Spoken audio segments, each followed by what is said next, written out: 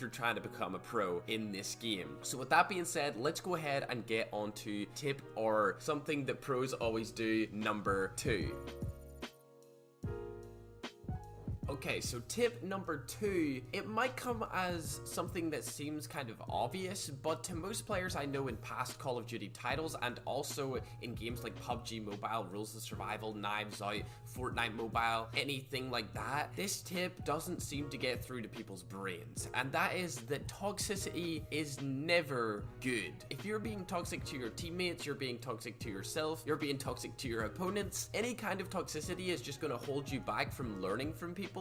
So why be toxic? I mean, if you're playing against a good team and you're cussing them out and calling them trash and they beat you, what is the likelihood that they're gonna help you understand why they just destroyed your ass? That's just not gonna happen. People don't help trash talkers, so why trash talk? If you're always being positive and always promoting good chemistry with your teammates are gonna love you. They're also gonna like the fact that you're not trash talking all of your opponents, and you're also gonna feel better when you're playing because you're not gonna be as negative about what's going on when something bad happens. It just makes perfect sense. I don't understand why people still constantly trash talk each other. If you took the time out that people trash talked each other and they spent it on learning the game, there would be a lot more top tier pro players in this game. It's the same for every single mobile title right now. I'm not too sure if it's the same on console and PC professional games, but I know on mobile it's pretty much a worldwide issue.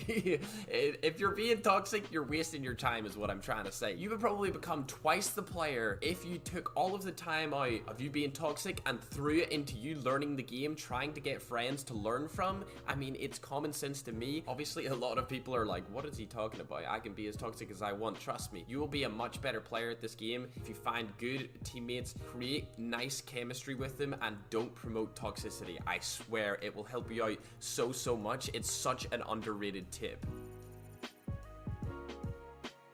Now, tip number 3 is discussing perks and score streaks. Obviously, people don't really know what the correct rule set will be for the official Call of Duty Mobile, like World League or whatever they're gonna call it when everyone in the world is playing against each other. But we're just gonna go off the ranked stuff, and since there's no rules in ranked, I'm just gonna give you guys my honest opinion. So obviously, perks are a big deal. I personally use Flak Jacket, Toughness, and Dead Silence. Dead Silence is absolutely necessary. There is absolutely no way that you should be running around in this game without Dead Silence. If you're not using Dead Silence, you need to put Dead Silence on. The other two are slightly negotiable. I mean, Flak Jacket, if SMRS gets banned in competitive and scrims and tournaments, then Flak Jacket's not going to be as useful, and I'd probably say if you're a submachine gun player to use Lightweight, and then if you are maybe an assault rifle player, you should probably use Agile. But if the SMRS is allowed, you're gonna need to use Flak Jacket.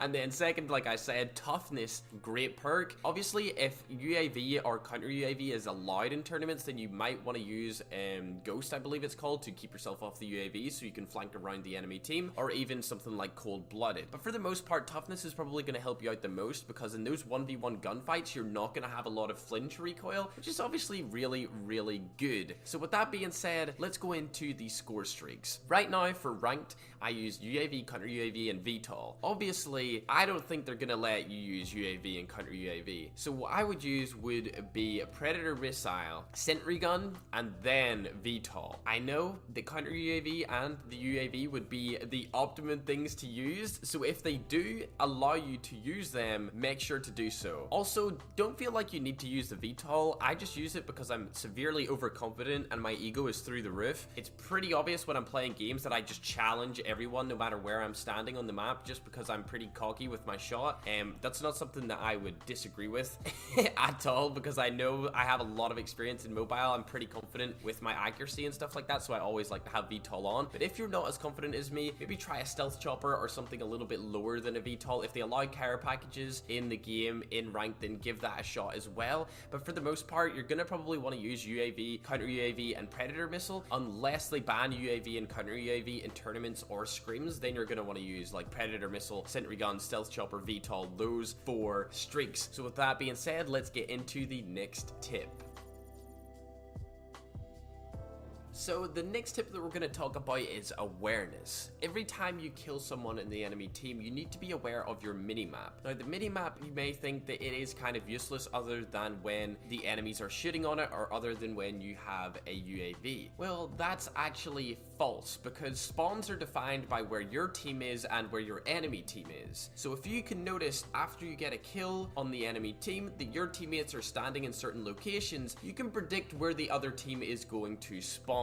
A really easy way to learn this is just by playing domination, because domination has really set spawns just around the flags. So if you can see your teammates going up the map in certain directions and they've pushed up to the center, you can basically tell that every single other person on the map that's in the enemy team is going to spawn on their home base flag because you have control of your base flag and the middle B flag. Once you play the game more and once you play game modes like Hardpoint, Team Deathmatch, you'll start to learn to look at your minimap and see where your teammates are in order to predict where the enemies are going to go. But if you want a really in-depth video on this, leave a like. If we get 20,000, I'll do an in-depth video on spawning in this game and I'll tell you guys how to basically predict where people are gonna spawn, because a lot of people in my stream always ask me about that. Always say like, how did you know he was gonna be there? How did you call that out exactly what he was gonna do and all of that stuff? And I feel like it could probably be a really good video for the people who are not as experienced in Call of Duty as maybe people like myself. So if you're interested in that, make sure to leave a like, comment down below that you want to see it, and let's move on to the next tip.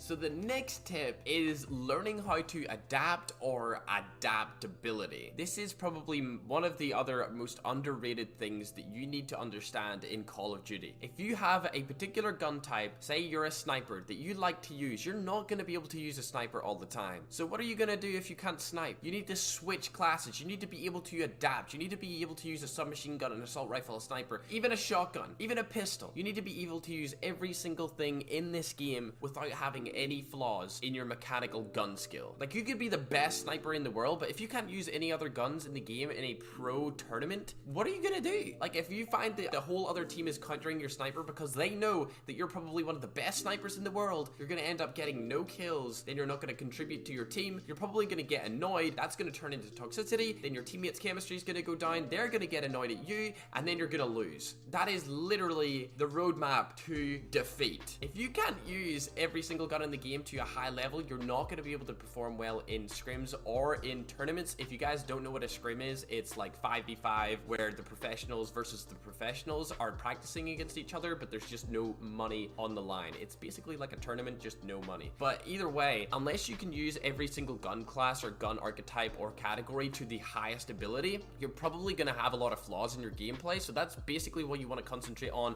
before mastering one particular category or archetype in terms of guns, like a sniper. I see a lot of people just going in with a sniper and just expecting that if they can snipe, they can use any gun. Not the case, because you need to control recoil in other guns, and you don't need to control recoil in snipers unless you just aim down and hardscope all the time. But then again, who hardscopes all the time? After you take a shot, you should be moving, sliding away straight away, but that's another thing that we'll talk about in just a second. Also, you need to adapt to the environment. Game modes like Hardpoint will probably be in tournaments, and domination. Adapting on the fly when you're playing those game modes is key, because those game modes don't have little timers in between rounds like Search and Destroy do, where you can basically think out what you want to strategize and do next and also communicate with your teammates. This is literally non-stop action, and you need to be communicating fast. Being able to communicate is probably another tip that I should probably put on a different list where I really go in depth. But you need to be able to communicate, change guns, decide when to use score streaks correctly, and understand the map flow. You need to be able to adapt on the fly, like instantly. Search and Destroy, like I said, it's a little bit different. You have some time in between rounds where you can kind of decide what you want to do with your team and stuff like that. But domination, to be honest, you should probably just try and play as much as domination as you can through ranked in order to raise your ability to adapt in the game. Search and Destroy is one of those game modes where it's more slow paced and it's almost like you're having a conversation with your teammates when you're playing it in tournament play. But domination is, and Hardpoint, when it comes into ranked, which it will, those two game modes are absolutely nuts. Especially Hardpoint. Hardpoint is the craziest. If you guys have not played Hardpoint in a competitive environment,